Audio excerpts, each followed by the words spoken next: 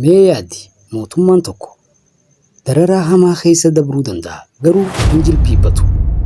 Mee yaadi namni tokko qaama isaa guutuu dhabuu ni danda'a garuu amantaa isaa hin gurguru. Kuni seenaa goota dhugaati. Seenaa Sabhaajii Maharaaj. Tole egaa daawwattoota keenya asirraa nu jalqabama filmiin keenya haa waliin daawwannu.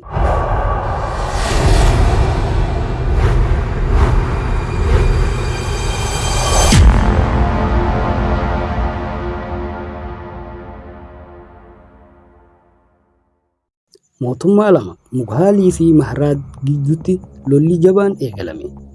Jaarraa 16ffaa keessa mootummaan Mughaalii lola Banii Baat injifate. Jaarraa itti aanu keessa immoo aangoo isaa daran jabeesse.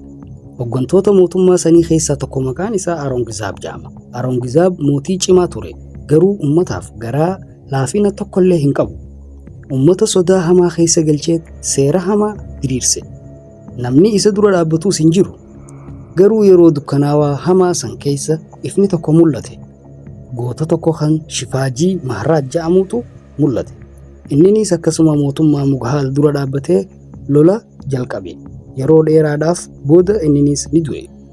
Garuu seenaan san achitti hin cinne.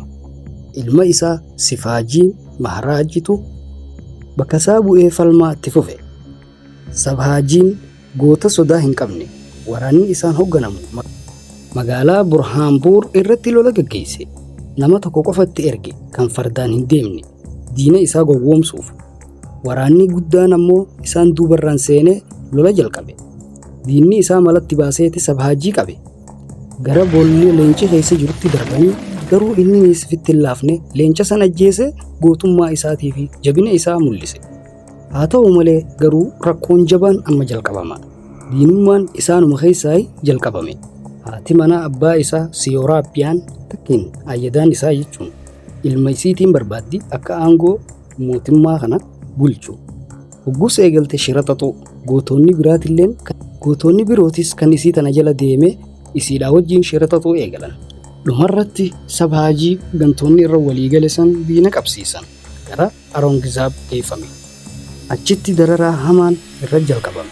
Uffata irraa baasanii qaama isaa soogidda dibanii arraba isaa irraa kutuudhaan. Garuu Sabhaajiin hin iyyine, hin jilbiifanne, amantaa isaatis hin jijjiirre. Arongizaab gurbaa garaa jabaatu kana arkee ulee fi dararaa tanaa jecha hin sodaanne arginaan filannoo dhiyeessee fi na wajjin hojjedhu jireenya keetii siif fooyyessaa jedheen. Sabhaajiin hoggaa inni akkas jedheen waan takka qofa deebiseef. Lakkii jedheen dhugaadha. Qaamni namaa ni mo'ama. Lubbuun namaa ni mo'amti. Garuu ani irraa hin deebi'u jedheen. Dhumarratti Sabhaajiin ajjeefame.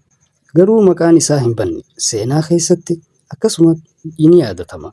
Akka goota tokkootti kabajama. Akka nama uummata isaatiif lubbuu isaa wareegeetti bara baraan yaadatama. Yoo seenaa akkanaa jaalatte laayik godhi.